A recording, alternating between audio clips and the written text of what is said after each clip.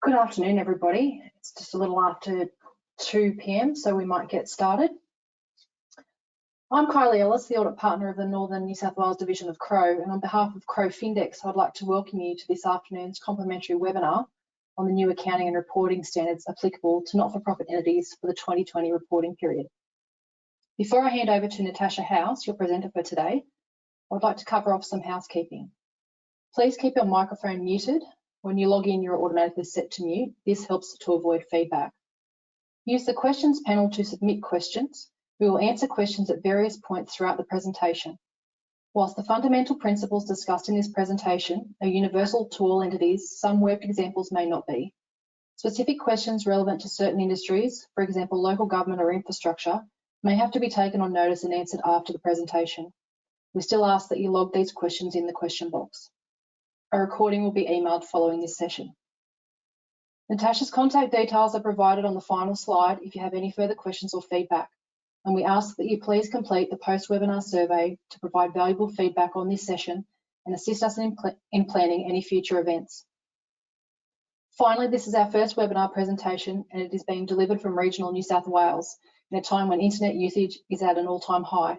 So please let us know if you're experiencing any audio or technical issues using the questions box, and we will do our best to rectify it.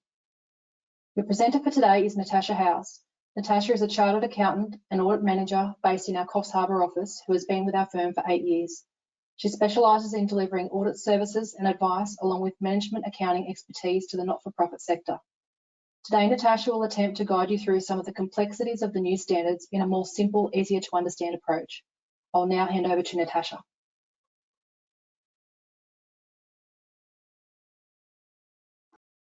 Thank you, Kylie, and welcome everyone. So as Kylie said today, I'm trying to lead you all through these very sort of complex changes in the simplest way possible.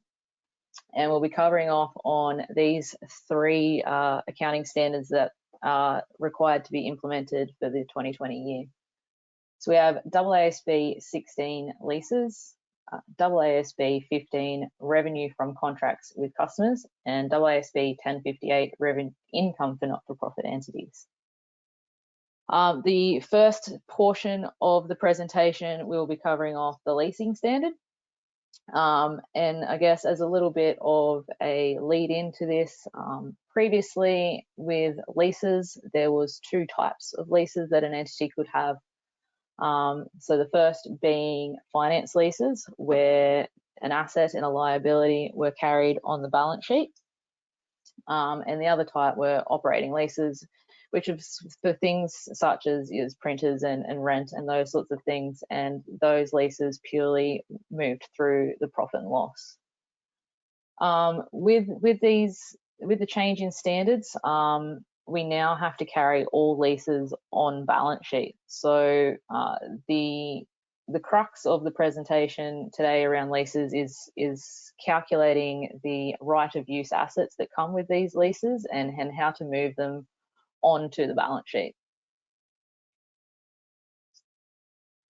Before we delve too far in, the timeline here shows that we are getting ever so close to the year-end date being 30 June 2020, where this now must be implemented for everyone.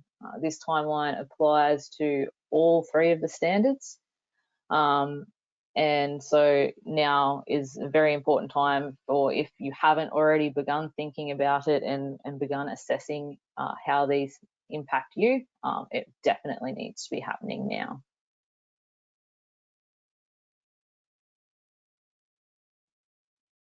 This slide is a bit of a snapshot to show how the new changes with the new leasing standard will impact the financials and in what areas it will impact your financials. The first being the balance sheet.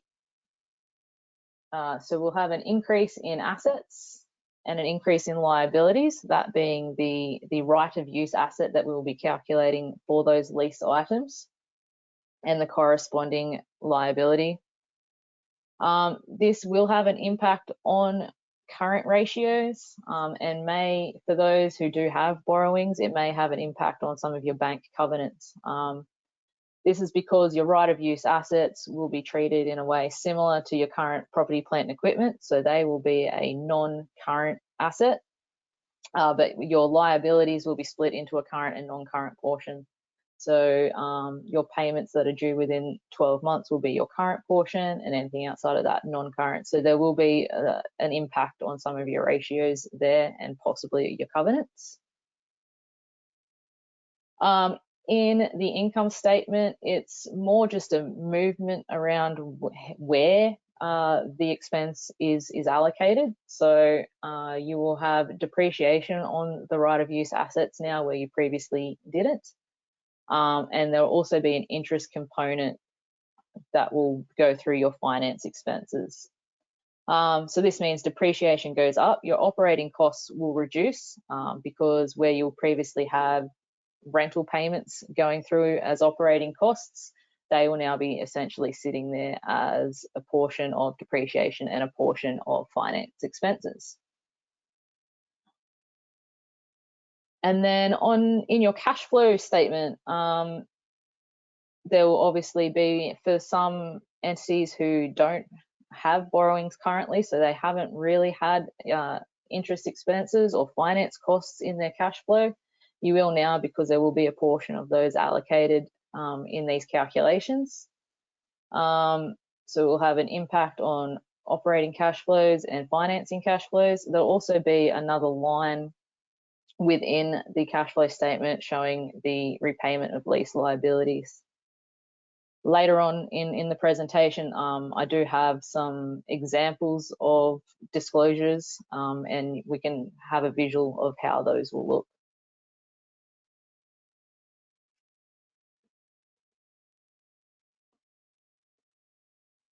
So step one in calculating your right of use assets and your lease liabilities is identifying where a lease does exist.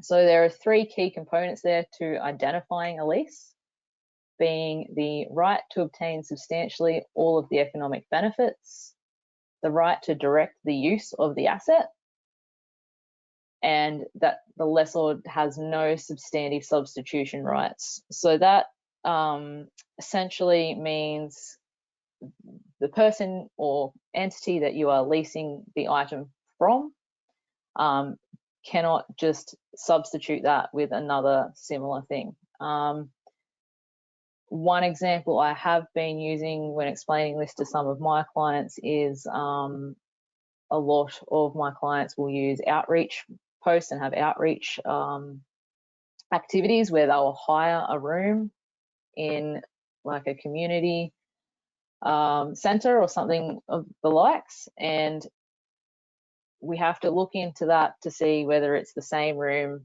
on the same day of every week at the same price, or whether where they are leasing it from can go, all right, this week you don't have as many people coming, or we need that bigger room for this, so you can have a smaller room at a reduced price. So you could substitute that room, and it can happen with any other asset as well.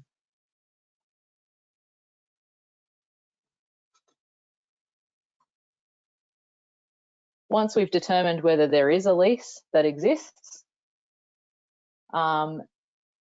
we then have to determine what the term of the lease is. So there are several different things that go into the lease term, that formulate part of the lease term. So it's obviously your initial term. So that's the things that are the plain and simple thing in your lease, where it goes, you will rent this property for this price for this many months.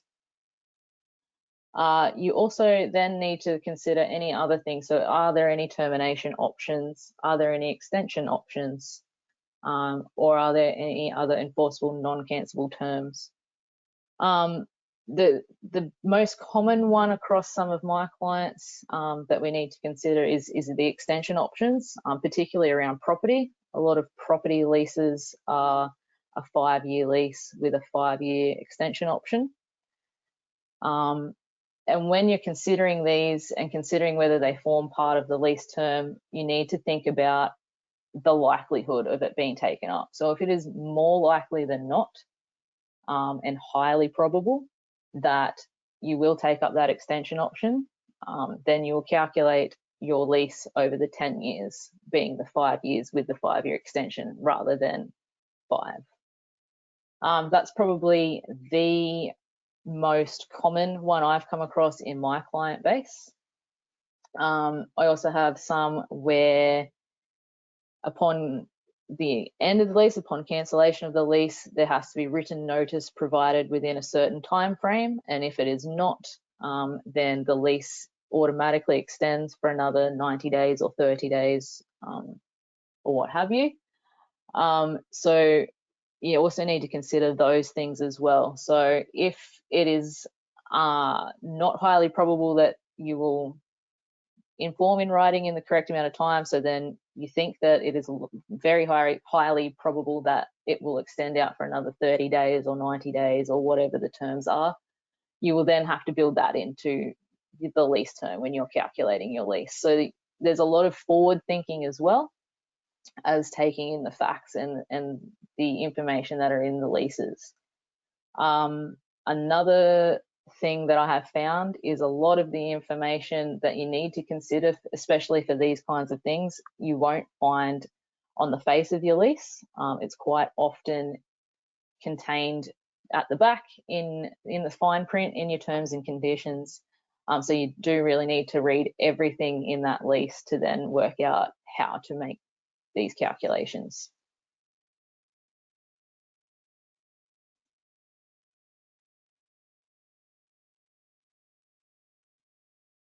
So there are a lot of things to consider, and a lot of different items that entities do lease. So there could be a lot of different calculations that an entity needs to calculate.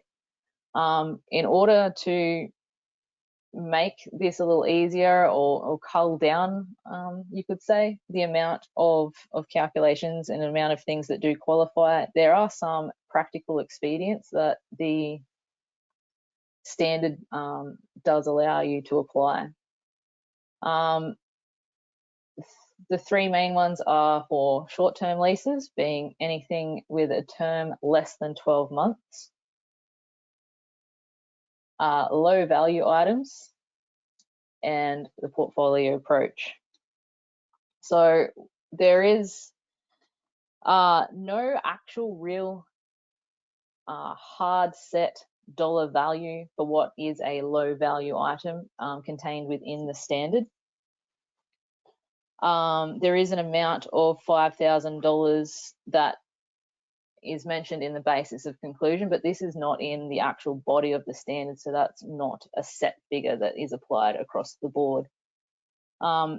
Essentially, what you need to think is what would be considered to be low value for you in your entity. Some of my clients and some discussions I've had with some clients so far is they look at it in the same way as they would their property, plant and equipment. So they have set a low value lease policy based upon what they have as their capitalization threshold for their PP&E. That's probably a great place to start. It's not a $1 value fits all entities, so you need to consider it on an entity by entity basis and think about what suits your entity and what is low value for your entity, and then ensure that you do have a policy written to back that up. With short-term leases, so those are leases with terms of less than 12 months, that is also, you need to think about that from application date as well. So if it has 12-month a term remaining of greater than 12 months from application date, you'll still need to do your calculation on application and implementation, and then it will flush out before the end of the year. Any leases with terms of less than that, you can just essentially ignore bringing them onto the balance sheet, and you just continue taking those through your profit and loss as a rental expense until they're completed.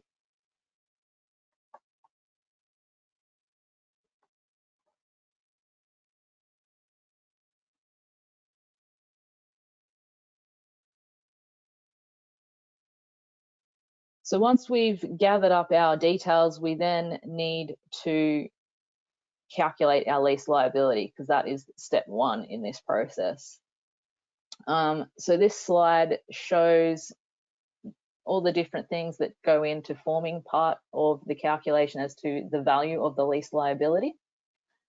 So we have fixed payments from commencement date. So they're, once again, your very obvious things that are there on the face of your lease. So that is your, I pay $5,000 a month over this term. Any certain variable payments, so they must be certain. If there is a residual value guarantee, that also forms part of the liability. Exercise price of any purchase options and any termination penalties also form part of that.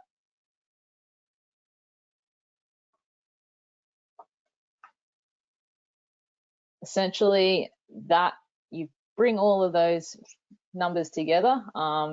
For my client base, which is the smaller, sort of simpler not-for-profit entities, the majority of your calculation is just going to be your fixed payments, and then any, obviously, options and purchase options and those sorts of things fall into it as well. And then you come out with your lease liability. From there, a discount rate also needs to be applied. So this is how we come up with our finance component. Our interest expense essentially comes out of applying this. So there's two options as to what interest rate you use as your discount rate. So there's the rate that is implicit in the lease. So that is if the lease essentially flat out says there is this % of interest applied. You can also work out what this is if you know this is the total value of what lease payments I will be paying. And you can go into the same place and go, this is how much it would cost me to purchase the asset. The difference between the two values will be what you will incur as your interest cost, essentially, and then you can calculate your rate from there. The other option when you do not have that ability is the incremental borrowing rate. So the way they word that is it sounds as though it's a number, it's a rate that can be just given to anyone and you just apply it. Unfortunately, that's not the case. The incremental borrowing rate is the rate of interest that a lessee would have to pay to borrow over a similar term and with a similar security the funds necessary to obtain an asset of a similar value to the right of use asset in a similar economic environment. To put that simply, that is essentially what interest rate would a bank charge you to borrow the amount of money that you need to purchase this asset over the same time as the lease period is. And I can pretty much guarantee now banks are not going to want everybody calling up going, how much interest would I be charged to borrow $12,000 for a printer over 3 years? So this is where everybody needs to sort of have a think, have a look, and document how you have come up with the rate that you have used. Some examples and some methods that some of my clients have used and I have used is to see if they or a similar client have previously had a finance lease for a similar item. Some clients already have borrowings with their bank, and I've used an average of those borrowing rates, particularly if it's for a land lease and they already had borrowings for something involving land or a building. I've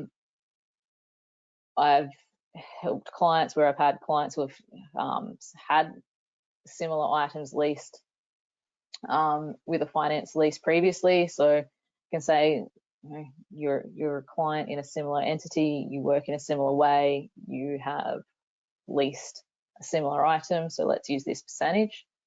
I guess the biggest thing with this is just documenting how you've come up with the rate that you're using, and basically justifying the thought process that you have used. Make sure that you're not going in with a rate for something over 3 years that matches your borrowing that you have over 20 years already. You just need to sort of apply some thought there and change it up to sort of suit the period a little better.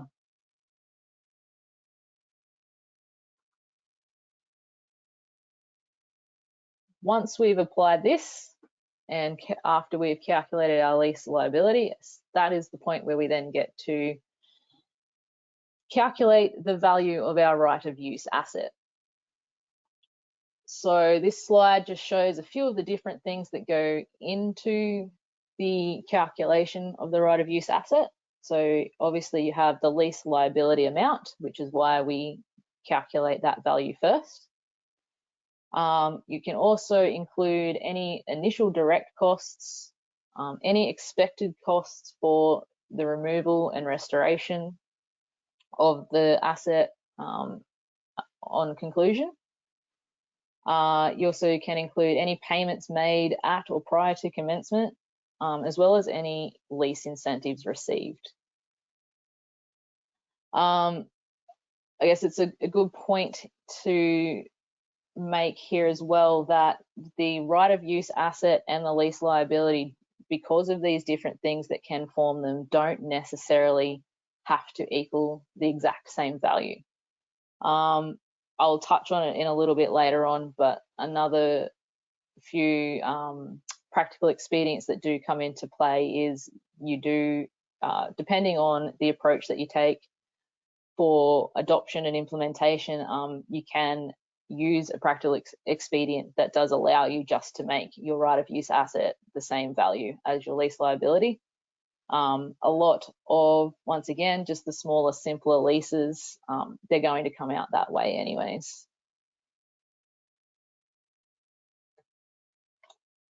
I'm going to move into some basic examples, but I might just pause here and see if there are any questions that have come through so far on the leasing calculations.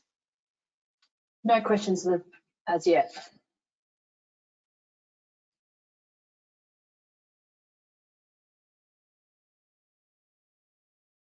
Okie dokie, I was hoping for a couple so I could have a bit more of a drink, but we'll move on. So as I said, we'll have a look at some simple lease calculation examples using an Excel calculator that we have. So this lease example is a lease that requires annual payments of $50,000 per year, each year for the 10-year lease term. We've been given the incremental borrowing rate, which is 5%, and we need to calculate the present value of the lease payments outstanding as at the date the lease commences.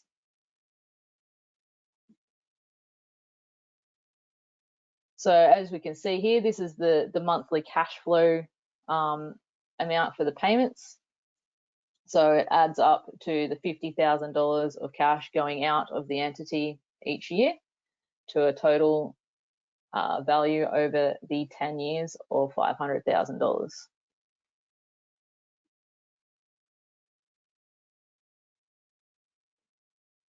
Once we come along and apply our discount rate of 5%, we come back to a present value of those payments actually add up to $394,857.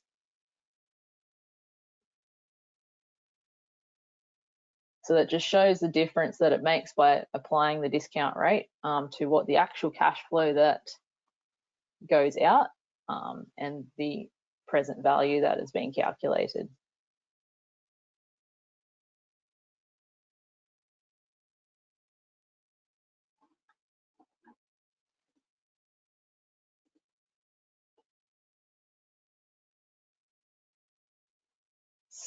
Step 2 of calculating is now calculating the right of use asset value. So in this example, we've just included a small amount of lease incentives, being $1,500, and a small amount of dismantling or make good costs. As we can see there in the example, we start with a lease liability amount of the $394,857. If you add back the lease incentives received, being $1,500, and then apply the amount of the estimated dismantling costs of $800, you then come to a right of use asset initial carrying amount value of $394,157. So essentially, the right of use asset amount reduced down by the lease incentives, but then increased back up for the dismantling costs.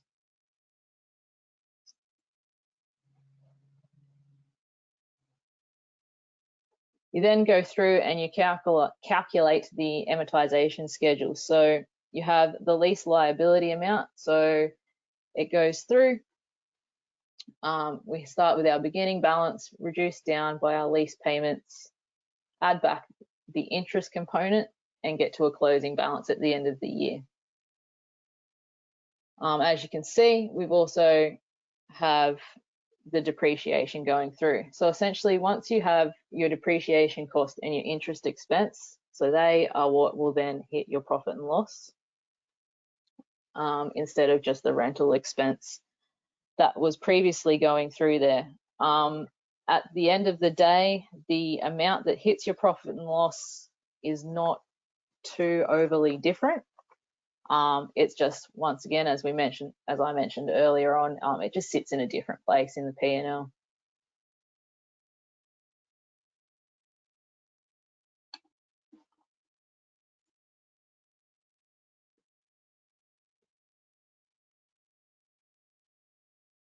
So what else can impact your lease calculations?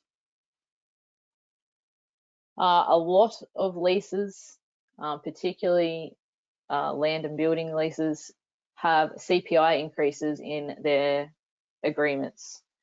So what happens when your rent increases by CPI each year? So essentially, you unfortunately cannot just set and forget your lease calculations. They will need to be reassessed every year, particularly those where you do have CPI increases, as well as any where the term may have changed. There might have been something that has impacted the term of the lease going forward. You may have initially considered that it was not highly probable that you would take up an option, but then there has been a circumstance change and it looks as though going forward it has now become highly probable. So each year you need to reassess and you can adjust the values that are contained there.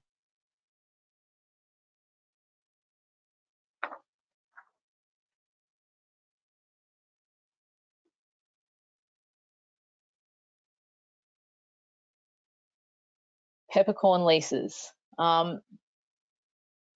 There is currently a temporary option for peppercorn leases. So a peppercorn lease, for those who don't know, I'm sure most of you do, a peppercorn lease is the term that is used to describe a lease that has nil or nominal lease payments. For the purposes of this new standard, the term also includes lease payments that are more than nominal, but still significantly below market value, principally to enable a not-for-profit to further its objectives. So the current stance is that there is a temporary option to choose to measure these leases at cost rather than fair value, but this may change in the future. If an entity does choose to carry out costs at the moment, there are a few little additional disclosures that need to be made in the financial statement to explain what it is and why and how it has been calculated. It's not certain yet as to if and when changes will come through to then have to carry these leases at fair value. At the moment, the discussion is that if this was to occur, the difference between the fair value and the amount that is actually paid will essentially be reflected as income in the profit and loss of the entity.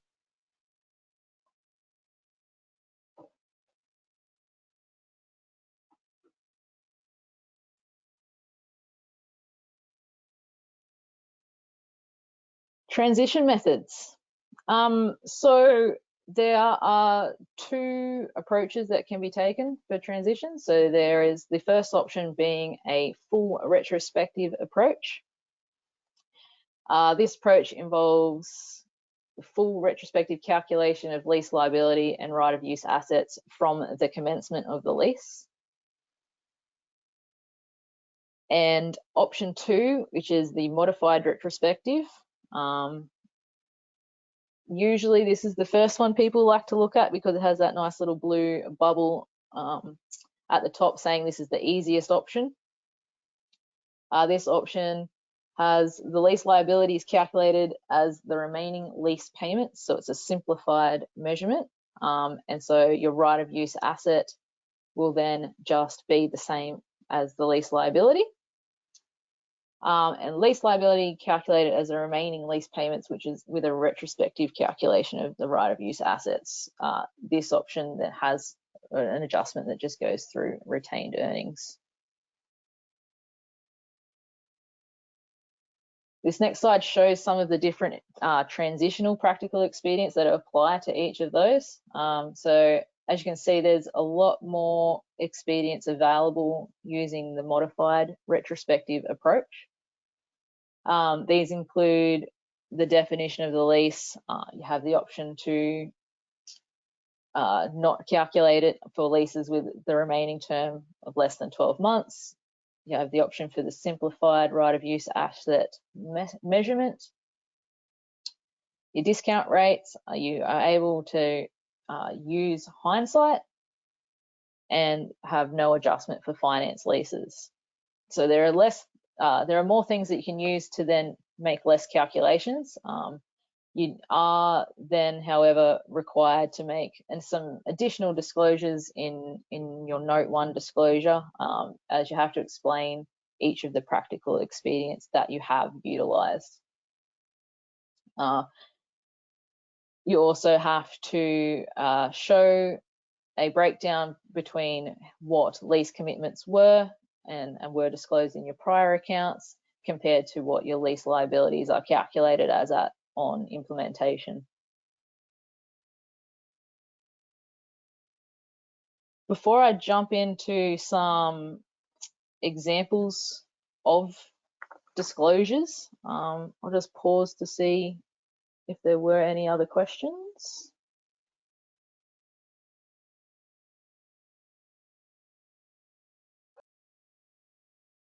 Tash, we've had a few questions come through which I've been able to clear as we're going, so nothing to raise in the forum right now. I'd like to apologise to those people that had raised questions initially. It wasn't showing up in my view, so I'm getting those through now, so we'll be able to answer them in a more timely manner. Thank you.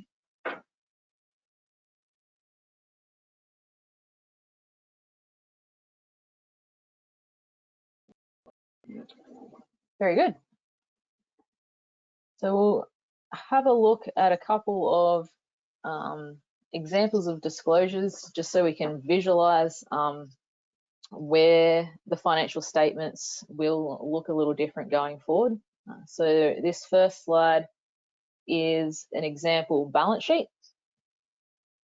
So as you can see, there are a couple of spots that I have circled are additional lines that are appearing on the balance sheet. So we have the right of use assets sitting up underneath our property, plant and equipment. There is an option to just include right of use assets within the property, plant and equipment and just have some additional disclosures within that note. Most of my clients so far have opted to have them sit separately and have their own separate note, just so it's clearly defined for them and for the users of their accounts to see. You can also see that we have lease liabilities sitting in our current liabilities as well as in our non-current liabilities. So they're just 3 additional lines that appear on that balance sheet.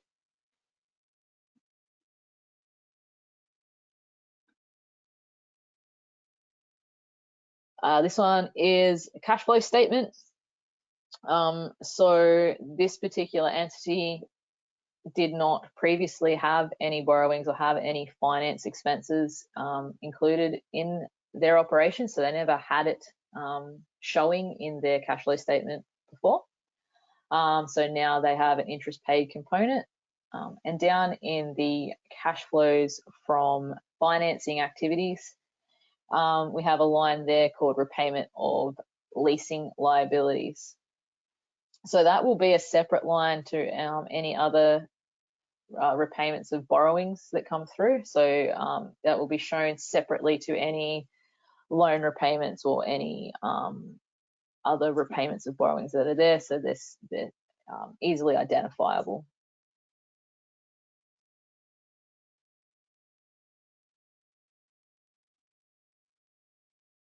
This is a snapshot from a portion of Note 1 disclosure. So as I mentioned previously with the different transitional expedients, there are a few extra disclosures that need to be made. So this one is an example that shows the breakdown as to what were disclosed as lease commitments in the prior year accounts, and then the impact of the adoption of these new standards. So this was for a client who had $35,700 disclosed in their 2019 accounts as lease commitments. When we come through and apply the discounts for the incremental borrowing rate, you come back to a new lease liability amount as of 1 July of $30,789. There are a lot more Note 1 disclosures that go in.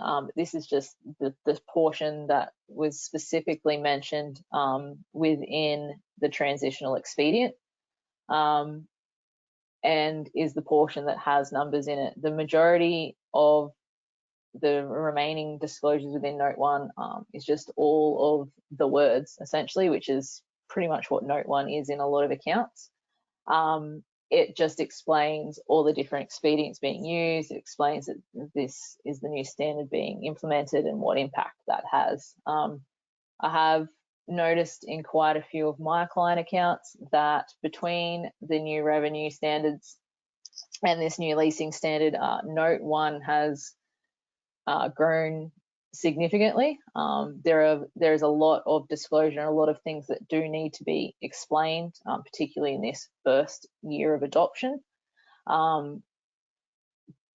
But this is the part of the note that I wanted to focus on in showing an example, because it does come back to those transitional expedients directly.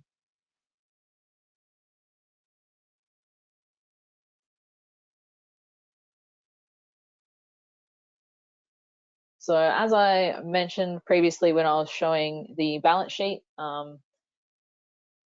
my clients so far have been disclosing their right of use assets in their own note. So this is an example of a right of use asset note that we have been using. And it is essentially a carbon copy of the property, plant and equipment note. So right of use assets must be classified in a similar fashion to how property, plant and equipment are classified. So we show them in the same sort of breakdown as to if they were included in property, plant and equipment. You show the right of use assets in the same classifications.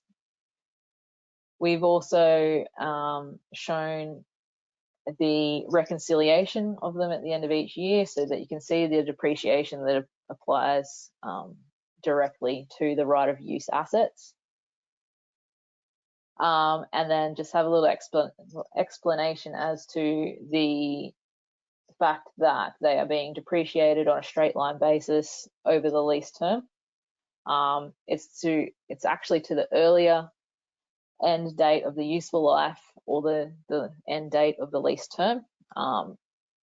More often than not, particularly for like equipment that is leased, the useful life and the lease term essentially are the same thing. We also need to assess these leases for impairment and these right of use assets for impairment at the end of each year, the same as what we would with our standard property, plant and equipment.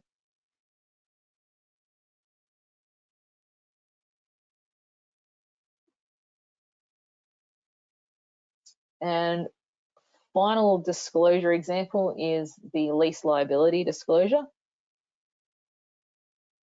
So here we break down the current and non-current portion of the lease, provide some explanation as to what types of assets are being leased, and then we further go and break it down in terms of how many right of use assets fall within each category, the range of their remaining terms, as well as the average, breaking down how many within there have extension options, purchase options, and those sorts of things.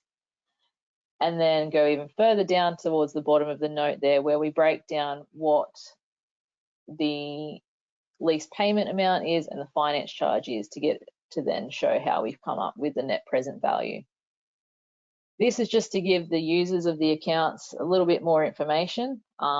Within the actual notes, everything's kind of lumped in together. So this just provides a little bit more information as to how many different leases are sitting within those categories, what the range of terms would then, and the average also help you to determine why there's such a big portion in current and non-current, and just provides a little bit more information to the users.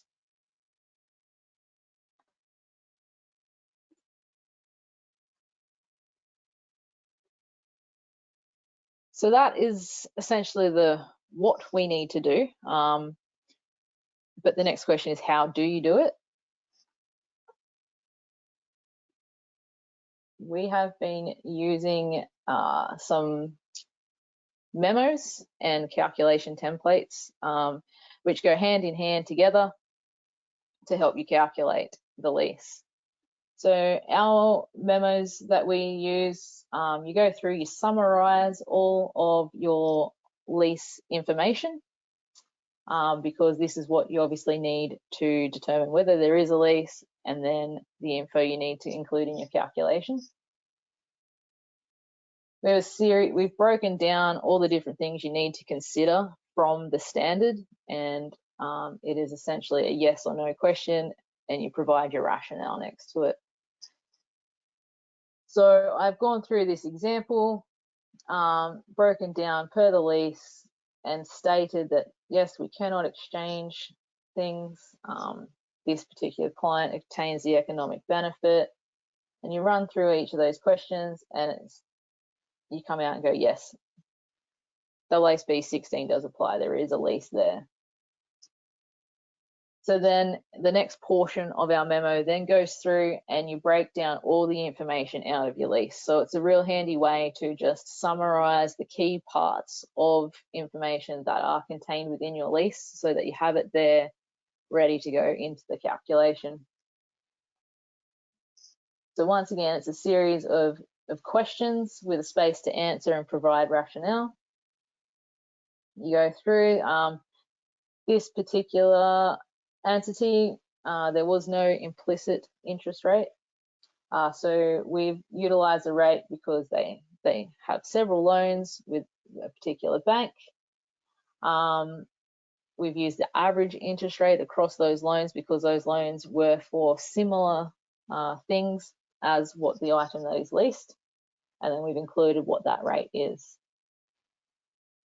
we've broken down the information for the payment terms and considered whether there were any purchase options or extension options and so forth.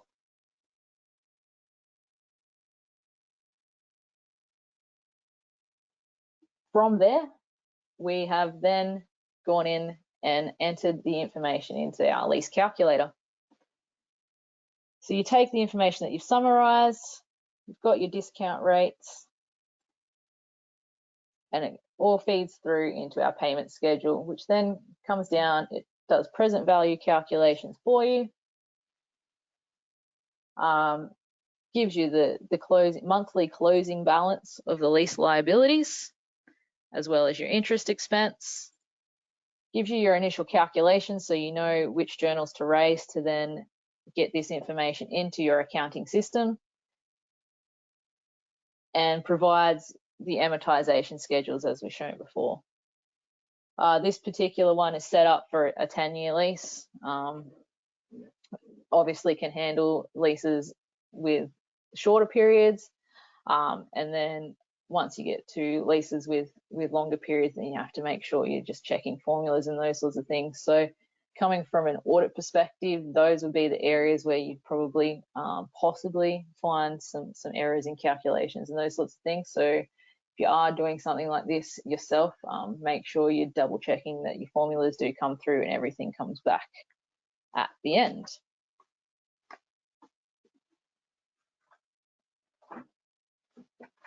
So that's essentially it for leases. We have focused on more so on the side where when the entity is the lessee. We do have memos and considerations and information around when you are the lessor. We've just found that in a lot of my client base that wasn't necessarily the case. When you are thinking as the lessor, consideration just needs to be made as to whether the lease could be classified as operating or finance. Most of the time, particularly for like property leases and those sorts of things, it's going to come back as an operating lease. In that case, you just continue to treat it as you have so far, and it just goes through the profit and loss as revenue.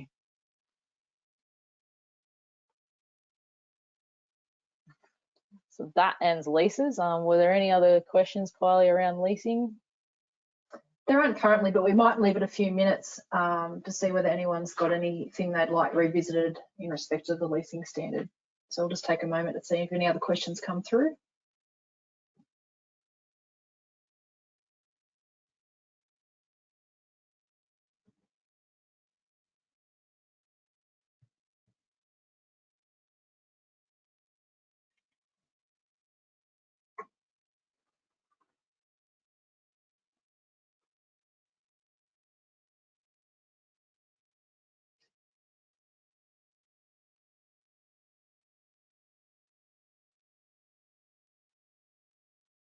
Okay, so I've had no further questions.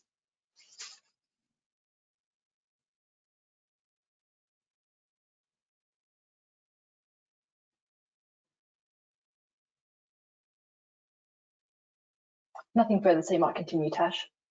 Rightio. We will jump on into revenue then.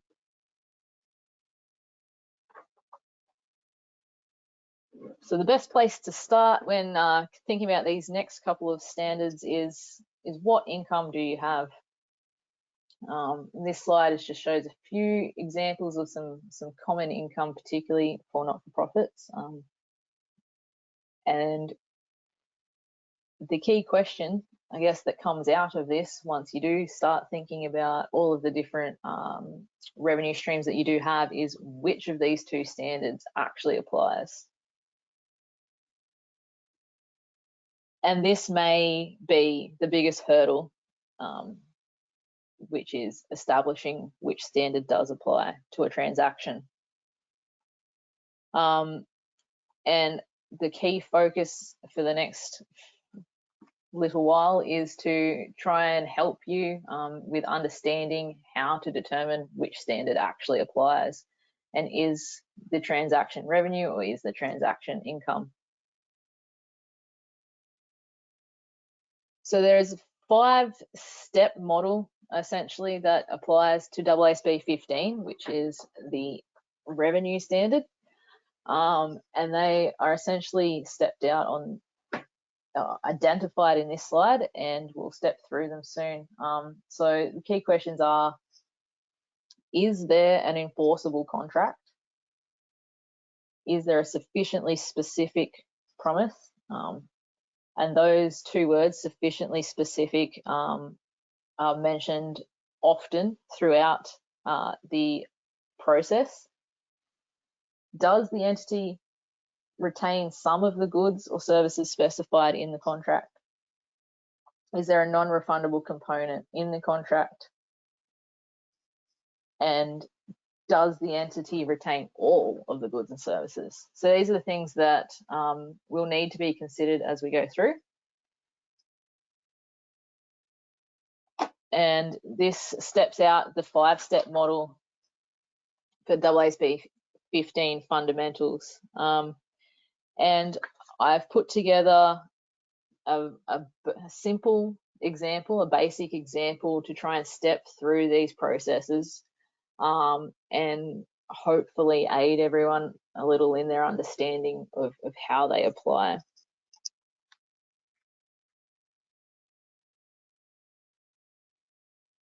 So this is our example we'll be using to step through the next several slides and help us with considering the revenue standards. So we have entity X who has been allocated some grant funds. We have the details from their funding agreement, which are as follows.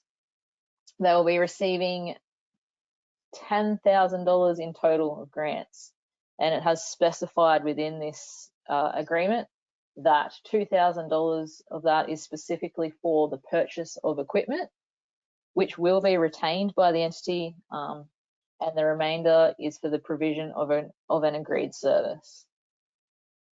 It further details that the agreed service is to provide Y number of hours of sport to Z number of children during the specified period. It also states that any unspent funds at the conclusion of the contract must be repaid. So we'll take this example and we'll start trying to step through the 5-step model for AASB 15.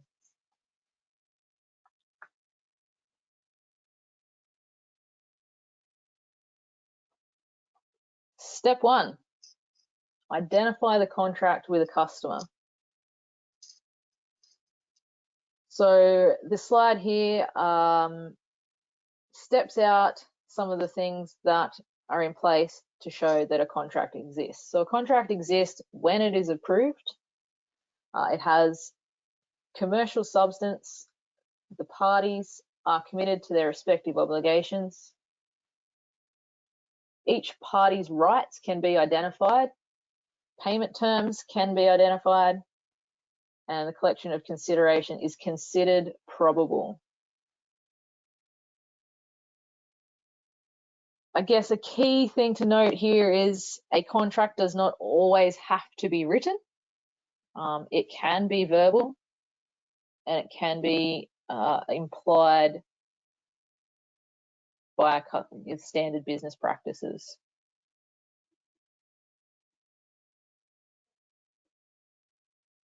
Just another slide here on enforceable rights and obligations. So they are enforceable through legal or other means, which is usually achieved in writing with sufficiently specific requirements of the parties. Some examples of enforceability: a refund if agreed specific performance is not met, rights to claim damages. The customer has a right to interest in an asset purchased or constructed with resource provided under contract if parties act in a manner that is not inconsistent with stated intention, and penalty for non-performance. The following by themselves do not create enforceable rights. So the transferor has capacity to withhold future funding that the entity is not currently entitled, and a statement of intent, even if subject to acquittal. So if we jump back to our example, this one's quite easy. There is a contract because we have been given the funding agreement, and that has stepped out all of the specifics for our particular example.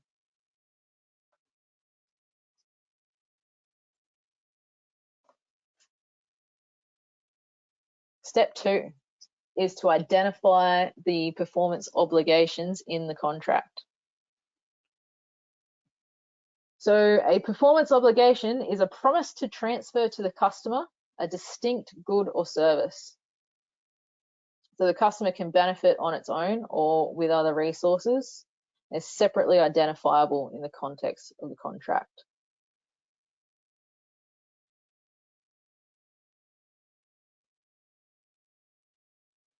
So looking at our example again, we have two separate components of the funding agreement. So we have component number 1, which is the $2,000 that is set aside to specifically purchase equipment that the entity will retain at the end. And the other is the actual service that needs to be provided. So that is the specified number of hours of sport that needs to be supplied to the specified number of children during the specified period.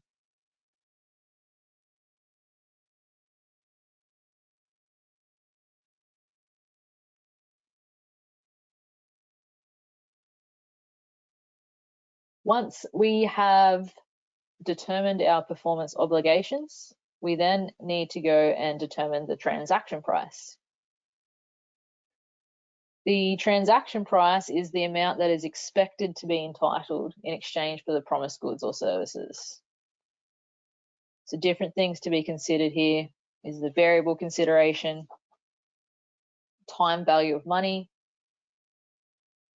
non-cash consideration, and payments to customers.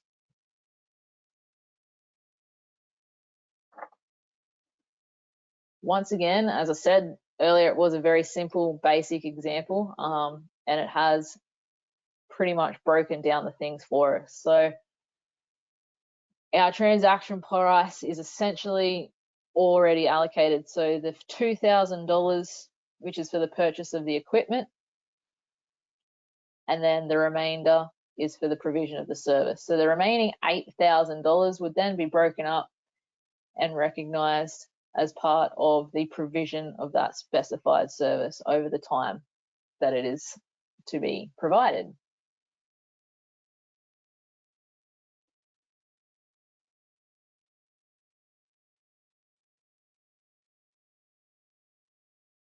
The next step is allocating those transaction prices to that transaction price, to the performance obligations that are included within the contract. Once again, the beauty of our wonderful example is it's essentially already done for us because we have the one specific performance obligation that is purchase this equipment, and the other one is the provision of the service using that equipment.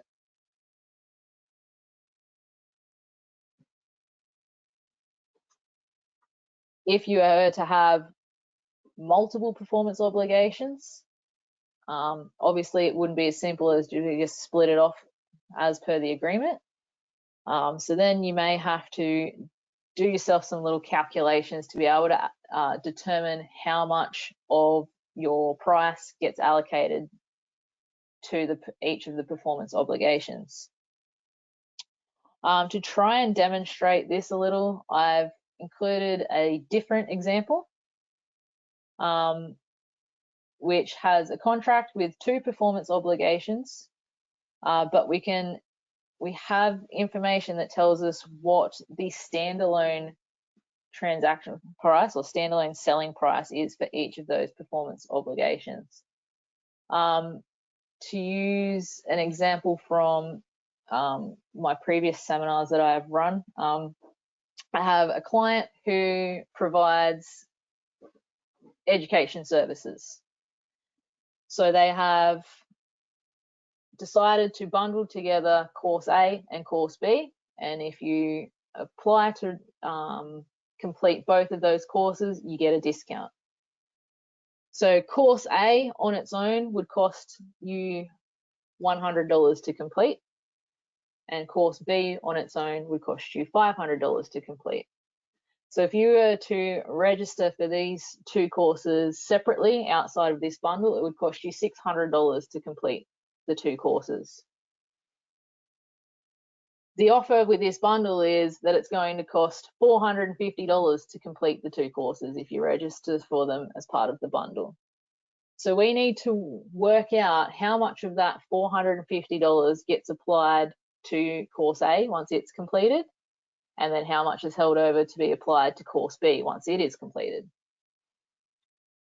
So in order to do that, you need to determine what percentage of the standalone prices each of those courses hold, so that you can then apply that percentage to your new total transaction price.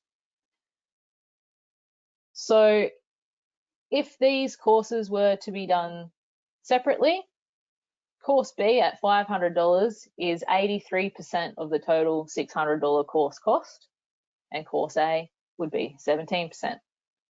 So you need to take those percentages and apply that to your total transaction price of $450 for your bundle to work out how much of that price is allocated to course A once it's completed, which is 17% of the $450, so $75.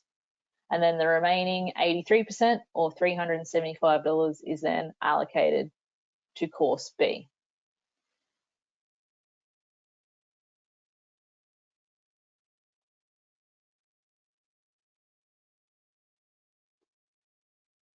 Once we've worked out all of that and we have determined how much of our price goes to which performance obligation, we then finally get to the point where we actually are thinking about recognizing the revenue. So the next step in this is, do we recognize the revenue at a point in time or over time? So you recognize the revenue when the transfer of promised goods and services occurs, so when the customer obtains control.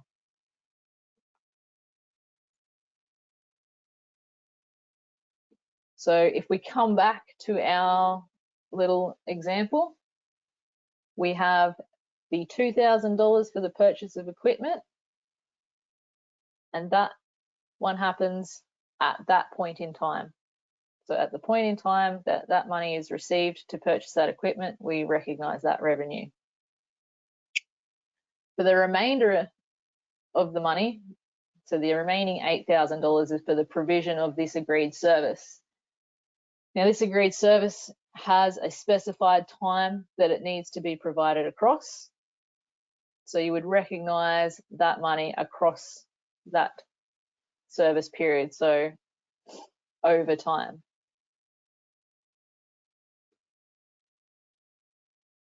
Well, a performance obligation is satisfied over time if at least one of the following occur. So the customer concurrently receives and consumes the benefit, the customer controls the asset as the entity creates or enhances it, and the entity does not have an alternate use for the created enhanced asset and has an enforceable right to payment for performance.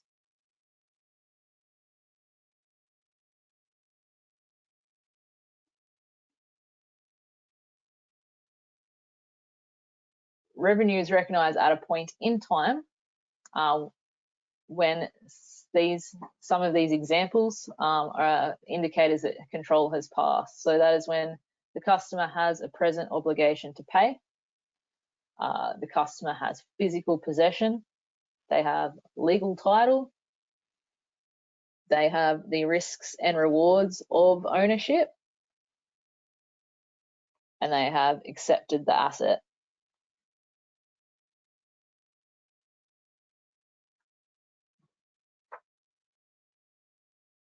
might just pause here and see if there are any questions in terms of the 5-step model before we move into some more 1058 specific examples. Nothing in the question box yet, but we might just give it a moment and see if anything comes through.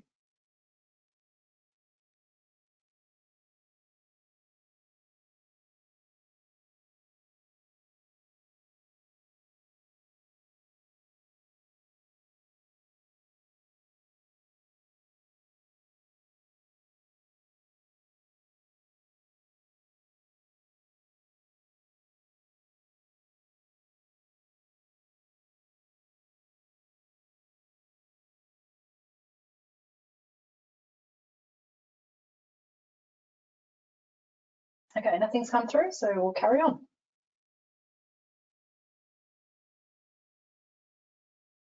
Alrighty.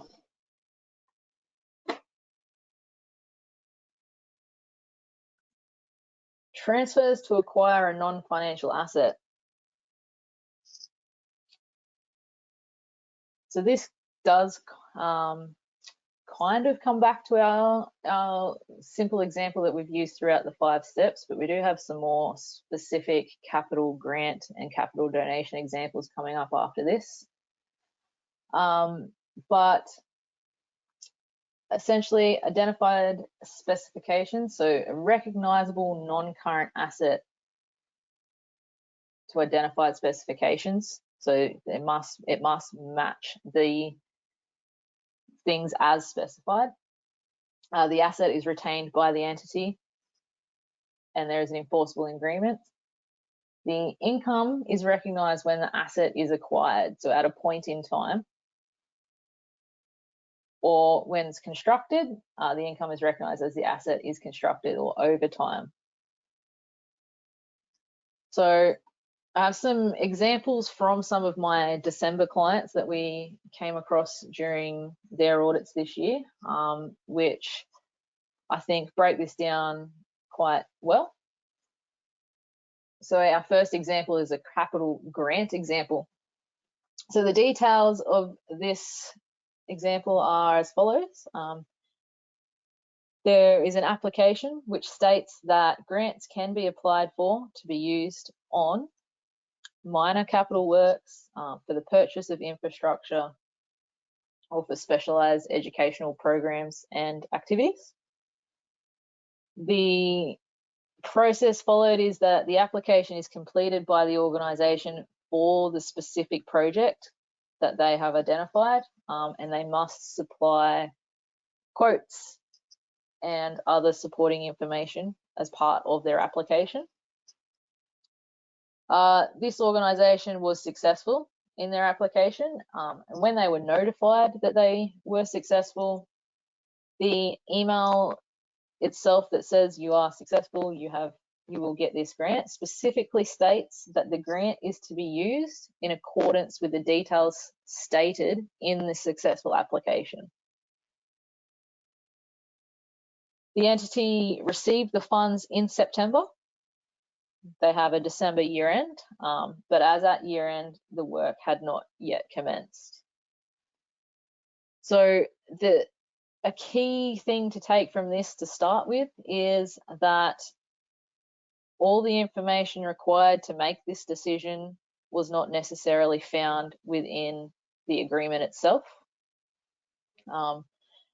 We have to then refer back to the actual application because the agreement refers to the items that are included in the successful application, and that's how we could determine some of the things and information that is needed to make the decision. This entity did not recognize the funds when they were received in September because they had not commenced the work. The work was to be completed during their shutdown time in January. So in this case, the entity carried those funds on their balance sheet as a contract liability. And there'll be some examples later on in disclosures, and they carried it as an obligation to complete those works. They will then, in the 2020 year, when they do start those works and do start the construction, they will then recognise that revenue in that year.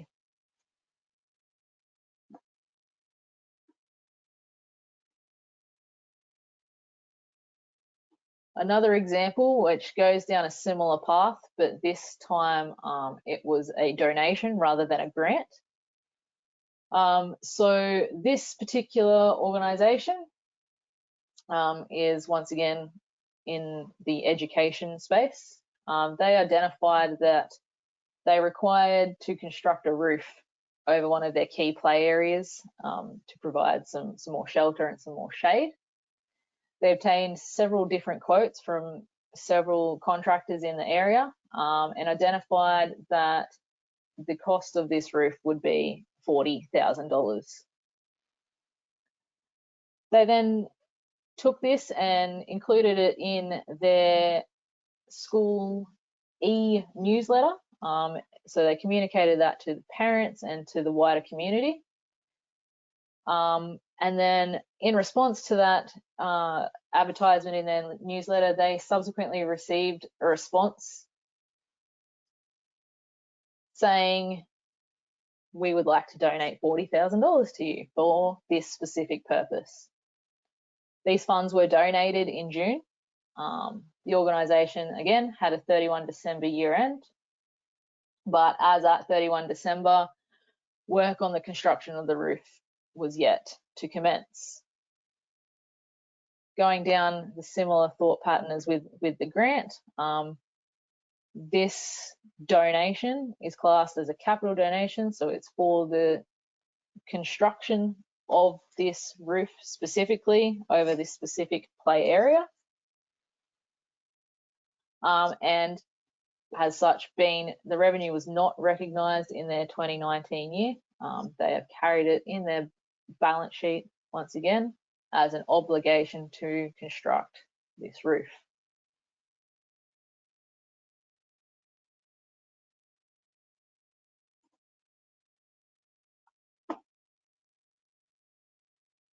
This slide is an example of how that is disclosed on the balance sheet. So this is the other liabilities note. We've used the first example for this disclosure, so it's the landscaping works from the grant, but it is then disclosed in the accounts as an obligation to complete landscaping works. And as I mentioned, there was no revenue recognised in the current year. The funds received were transferred straight to the balance sheet as another liability and disclosed as the obligation to complete. I guess the general idea to take from this is these were essentially classed as contracts, and they were classed as sufficiently specific, and then that they were also able to then be carried because they were for the construction of a non-financial asset, and then they can recognise that as the construction is commenced.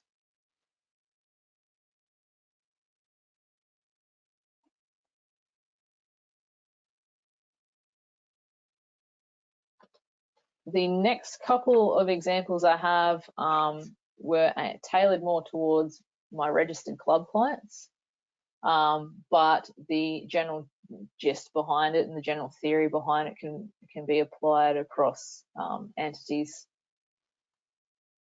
This particular example is for the club's loyalty programs, their membership points. So for every $10 or $1 that someone spends within the club, they earn so many points, and then they carry them through. So this is where you just need to think about going back to the 5 steps. You need to think about allocating your transaction price, and when you allocate it and how much of that you hold over to be recognised once the points are redeemed. So you just then need to go back and think about, like we did with the example of the 2 educational courses, and go, what would they be worth on their own? What would they be worth as part of this package, and then how much do we allocate across the performance obligations.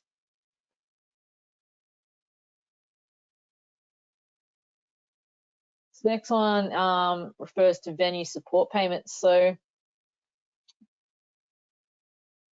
this relates to a liquor supplier will supply the club with a portion of money on execution of the agreement, which is a venue support payment. The things that need to be considered here is the club must then have that liquor supplier as their preferred supplier of alcohol beverages. And if the agreement does end prior to the expiry date, the club then must refund the payment back on a pro rata basis to the liquor supplier, as well as anything in terms of the second portion of the agreement, which is volume commitments. Essentially, this means that the club receives the money up front, but they will hold it in their balance sheet as a contract liability, and that they can recognize it across the term of the agreement into their revenue. So it is an overtime revenue recognition. The second portion of this example and of this agreement is they get rebates based on volume sales. So to be eligible for these rebates, the club itself must purchase the product from the liquor supplier and follow each of the specifications within the agreement.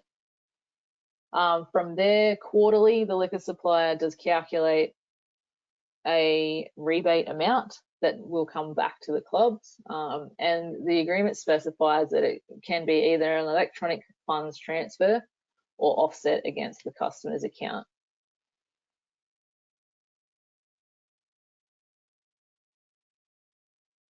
When it comes to this portion of the example, things that need to be considered is when these quarters run over year end, the client needs to determine how much of that rebate that they think they will get and need to be accounting for that as a contract asset.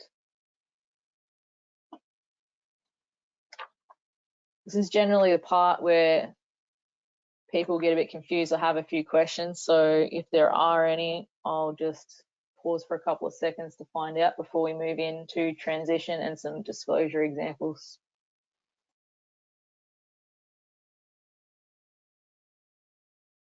I don't currently have any other revenue. We do have one on the leasing standard, but we might hold that to the end.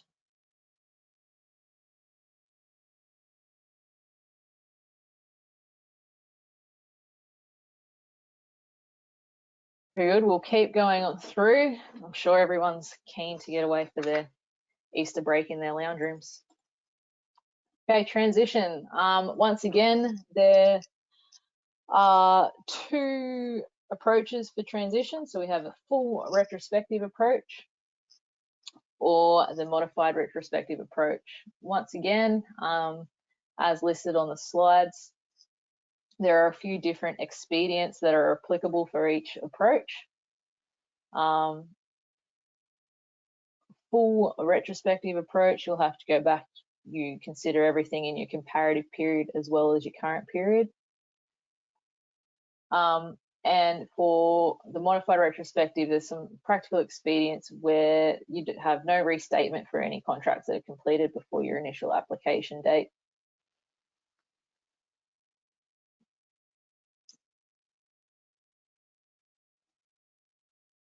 The next several slides are where myself and my team have tried to brainstorm some ideas as to which standard different revenue streams for our client base would fall within. the main point I want to make here before we sort of delve into any of it too much is this was just initial brainstorming of the general areas. The key thing that needs to be remembered for these revenue standards is everything needs to be considered on a contract by contract basis, on a line by line basis, and then on an entity by entity basis. So it's not a one size fits all. So please remember that.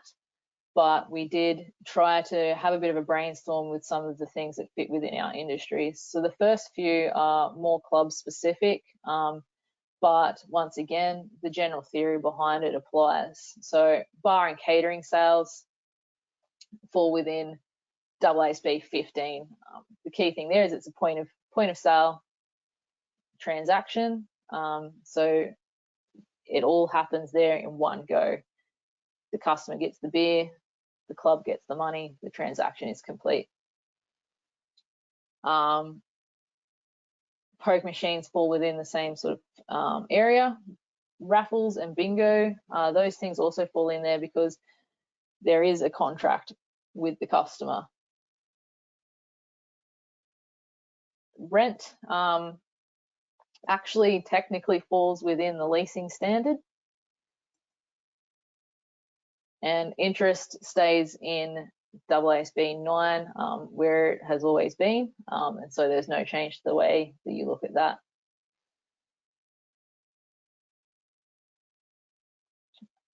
Capital grants would apply to across a lot of entities. So those are the things, that's 1058. That goes back to our examples with you're receiving funds for a specific recognizable non-financial asset.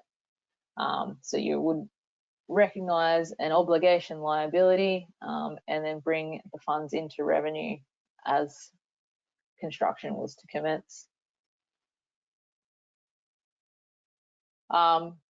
Being regional, some of our club clients have some strange different revenue streams, renting out some vacant paddocks, water rights, golf cart sheds, those sorts of things.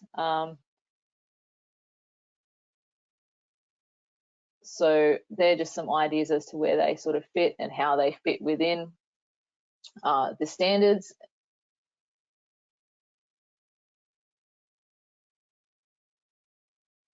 And these next couple are a little bit more not-for-profit specific.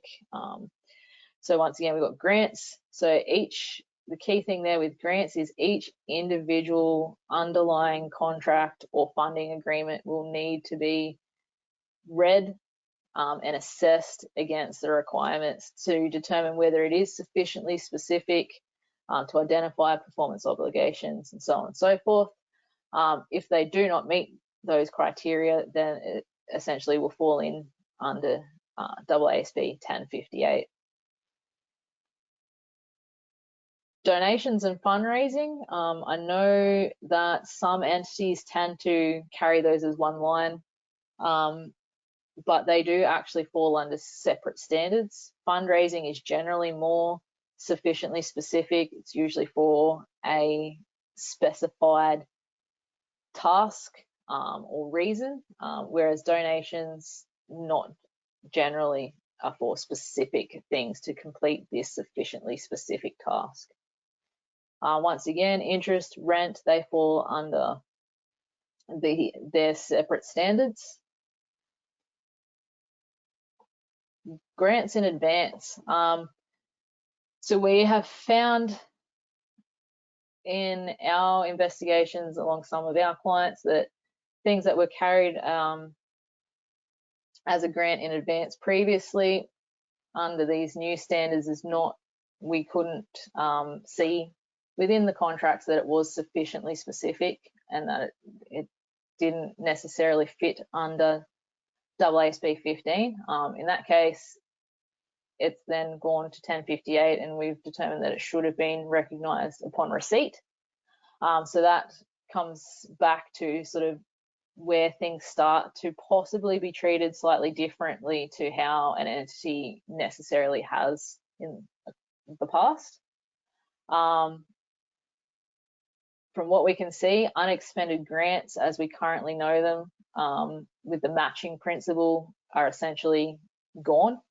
And we need to come back to every single funding agreement and contract needs to be read and assessed and placed within whichever standard it fits in terms of meeting those criteria.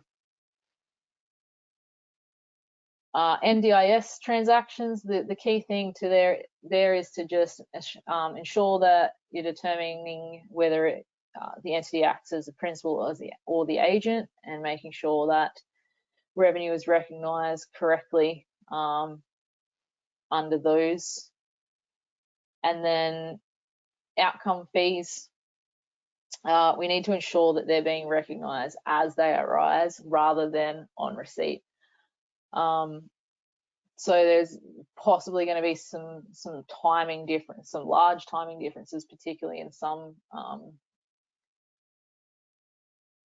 organisations and some sort of services where you're going to recognise this revenue well before it actually comes into the bank account.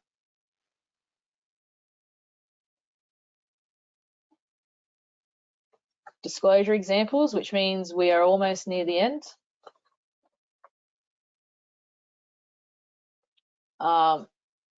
Example for note 2, so example for a revenue note. We are now required to separate revenue from contracts with customers from all other revenue. So this example shows revenue for contracts from customers at the top, and then there's an other revenue subcategory for everything that essentially doesn't fit under AASB 15. And this is an example from a reduced disclosure requirement set of accounts. So general purpose financials, both full and reduced disclosure requirement, are required to disaggregate revenue. So the disaggregation of revenue from contracts with customers, there is no set way, no prescribed way that this has to be disaggregated. So if you happen to have operations in multiple countries, you can do it, or even states, you can do it geographically. This particular one was just a club, so it's just one club in one town. So we just split it out across point in time and overtime. Some discussions I've had with other not-for-profit and charities is will likely disaggregate on a program basis. Essentially, whatever decision you do make, it's to be made to give the users the most information and the most benefit. So each entity will need to consider their users of their financial statements when determining how they are going to disaggregate the revenue in their revenue note. This is a more simplified example. It's from a special purpose set of accounts, so they don't have as many disclosure requirements, but once again, still need to separate out the revenue from contracts with customers from all other revenue.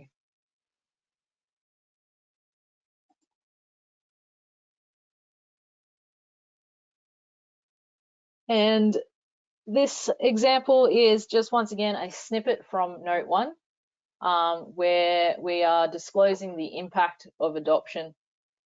So this particular example is showing where previously a client had recognised grants received in advance and also some unexpended grants. Upon our assessment of those with the adoption of the new standards, they needed to be remeasured into a different area of the accounts. Which resulted in an adjustment to the retained earnings. Once again, the same as with leases, there is a lot of additional disclosure within note 1. Once again, mostly words. We are required to have more disclosure around what each of the revenue streams are and how they are recognised, as well as all of the different transitional expedients and those sorts of things that are utilised. But this, once again, just breaks down and shows the impact of adoption in terms of the figures and what you'll see in the financial statements.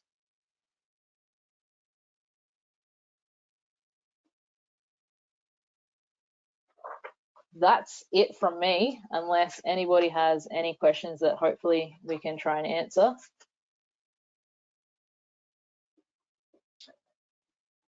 While we wait for some questions to come through in regards to revenue, we'll just touch back on the question in regards to leases.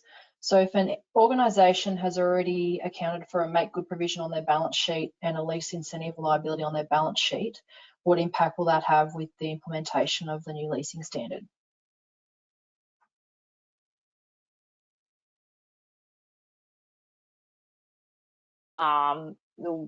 From what I understand, because they've already been accounted for, essentially the impact will be that the liability will essentially match the asset, because the other side of including those things in the calculation was that you would have a make good provision account in your balance sheet anyway. So if you've already done that portion, then essentially the remaining part of the asset and the liability will match each other.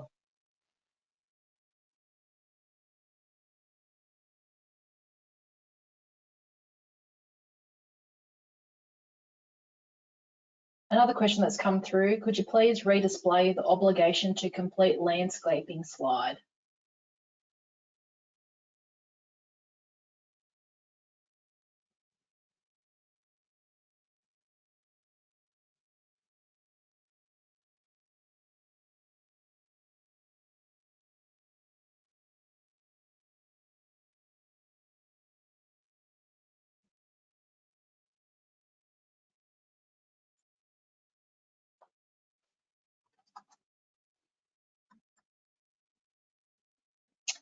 And then a follow-up question, is the obligation taken up as an asset then?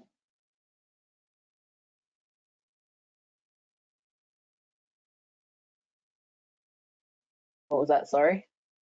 So just in regards to the obligation to complete landscaping slide, is the obligation taken up as an asset?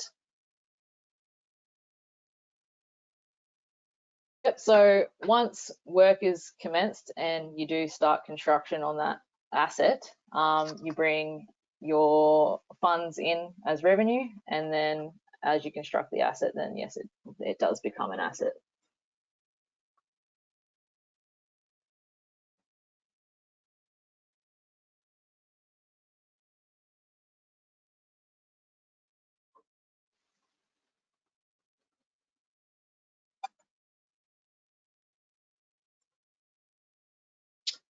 Okay, so we'll just wait a few moments to see if any further questions come through.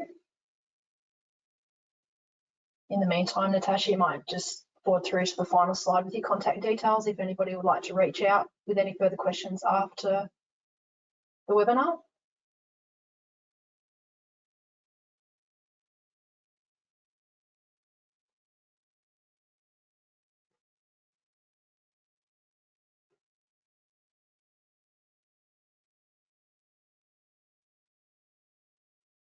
Okay, so it doesn't appear that we have any further questions. So we'd like to thank you all for your time this afternoon, and we hope that we're able to help guide you through the new standards. The webinar will be automatically emailed out to anyone who registered for this presentation, so that should come out this afternoon. And if you have any further questions, feel free to contact Natasha after the webinar. We thank you very much and wish you all a happy Easter and a lovely long weekend. Thank you.